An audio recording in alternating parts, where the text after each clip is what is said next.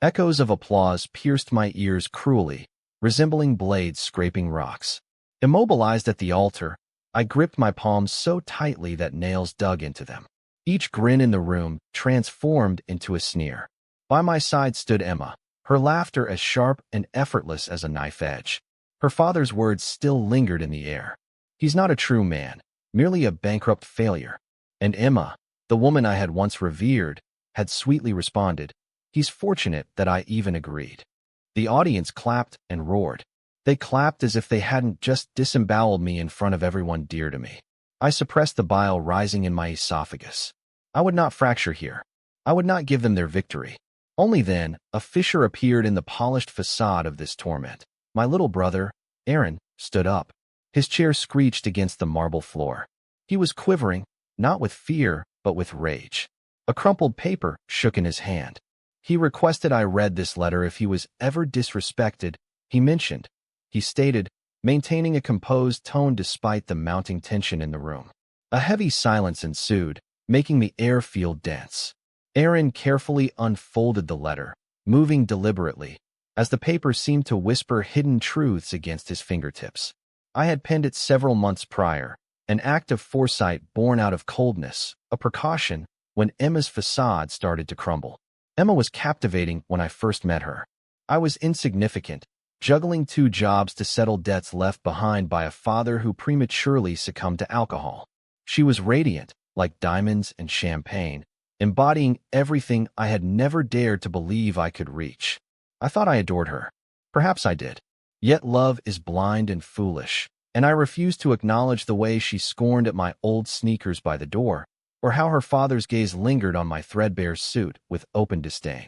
I chose to ignore these signs. I convinced myself they'd perceive me, not my bank account or lineage if I just made enough effort. I was mistaken. I observed them now, Emma's smile fading, her father's lips tightening into something hesitant. Good. Let them taste a fragment of the humiliation they inflicted on me. Aaron cleared his throat and started to read. To those present who applauded when I was spat upon, I see you. To the woman who pledged loyalty but offered only contempt, I see you. To the man claiming to be my father-in-law, who never missed an opportunity to remind me of what I wasn't, I see you.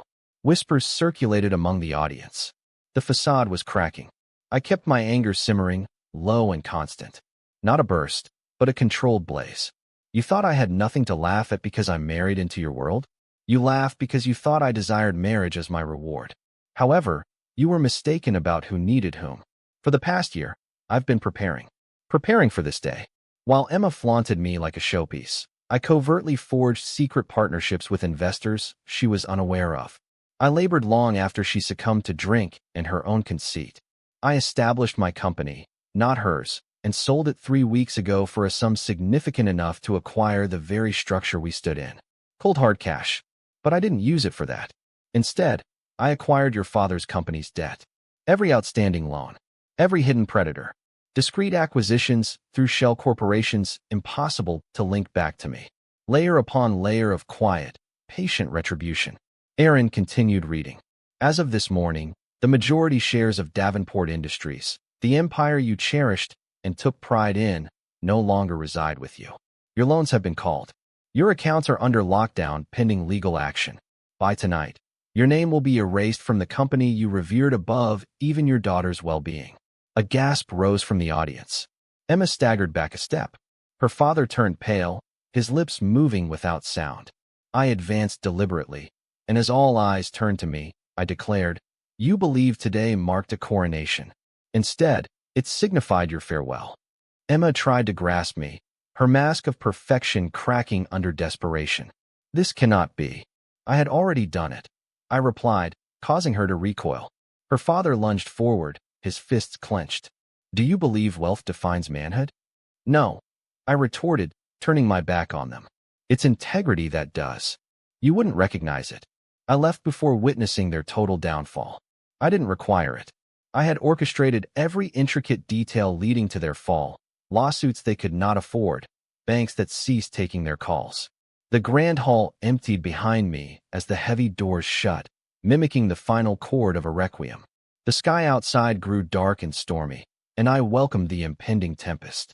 I allowed the rain to trace paths down my visage, erasing remnants of the individual who once sought their approval.